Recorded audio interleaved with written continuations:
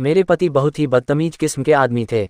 उनको जब भी अपनी हवस मिटानी होती थी तो वह मेरे साथ आकर ज़बरदस्ती करने लगते थे, चाहे मैं खाना बना रही हूँ या फिर झाड़ू पोछा कर रही हूँ।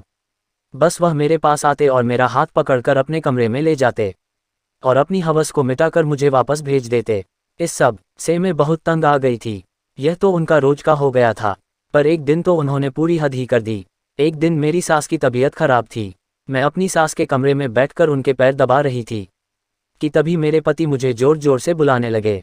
मुझे आवाज़ तो सुनाई दे रही थी, पर क्या करती, इस हालत में छोड़कर मैं जा भी नहीं सकती थी, क्योंकि मुझे पता था अगर मैं अपने पति के पास गई तो वह मुझे कई घंटों तक छोड़ने वाले नहीं थे। इसलिए मैंने अपने पति की आवाज़ को अनसुना कर दिया। लेकिन थोड़ी देर बाद मेरे पति मेरी सासू माँ के कमरे में आ गए और मुझे गुस्से से घूरते हुए कहने लगे, क्या तुम बहरी हो गई हो, तुम्हें मेरी आवाज़ सुनाई नहीं दे रही है। मैंने कहा कि मम्मी जी की तबीयत ठीक नहीं है, मैं उनके पैर दबा रही हूँ, इसलिए मैं अभी नहीं आ सकती। उन्होंने एक बार फिर से गुस्से में आकर मेरा हाथ पकड़ लिया और मुझे खींचते हुए कमरे में ले गए और मुझसे कहने लगे, जब मैं तुम्हारी हर ज़रूरत को पूरा करता हूँ तो तुम्हें भी मेरी ज़रूरत पूरी करनी पड़ेगी। इतना कहते हुए मेरे पति ने कमरे का दरवाज़ा बंद कर दिया। मेरे पति ने एक एक करके मेरे शरीर को नोचना शुरू कर दिया। आज तो मेरे पति ना जाने गुस्से में किस तरह से व्यवहार कर रहे थे। मैं बस चीखती चिल्लाती रही। मेरी आवाज़ आज शायद पूरे घर में गूंज रही थी, लेकिन कोई करे तो क्या करें, इस बारे में कोई कुछ बोल भी तो नहीं सकता था। कई घंटों तक दर्द झेलने के बाद मैं वहीं पर बैठे बैठे अपने नसीब को कोसने लगी और मेरे पति ने अपने मन की इच्छा पूरी की और आराम से सो गए।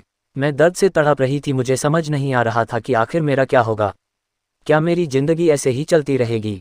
कुछ दिनों के बाद मेरे पति ने मेरी नंद के लिए एक रिश्ता देखा। लड़के वाले बहुत अच्छे घर से थे। नंद की शादी हम लोगों ने बड़ी धूमधाम से की थी। विदाई के वक्त ननंद मेरे गले लगकर रोने लगी, लेकिन क्या करें, लड़की को ससुराल तो जाना ही पड़ता है। मेरी नंद की शादी कुछ दिनों तक तो ठीक रही, पर फिर उसका भी हाल मेरे जैसा हो गया था। उसका पति भी जब मर्जी करता था, चाहे वह खाना बना रही हो या नहा रही हो। मेरी नंद जब भी अपने मायके आती थी तो हर बार वही बात बताती थी। मैं उसको समझा देती थी कि सारे मर्द एक जैसे ही होते हैं, लड़की का दर्द नहीं समझते हैं, बस वह अपनी मर्जी करते हैं। मेरी नंद पहले तो यह सब झेलती रही, फिर उसने अपने पति को छोड़ दिया और अपना घर चलाने के लिए एक प्राइवेट स्कूल में नौकरी कर ली। अपनी बहन को देखकर मेरे पति भी डर गए कि कहीं मैं भी उनकी इन हरकतों की वजह से छोड़ ना दूं, इसलिए वो भी अब पहले से सुधर गए थे। आपको ये कहानी कैसी लगी कमेंट करके ज़रूर बताएं। वीडियो अच्छी लगी तो लाइक करें।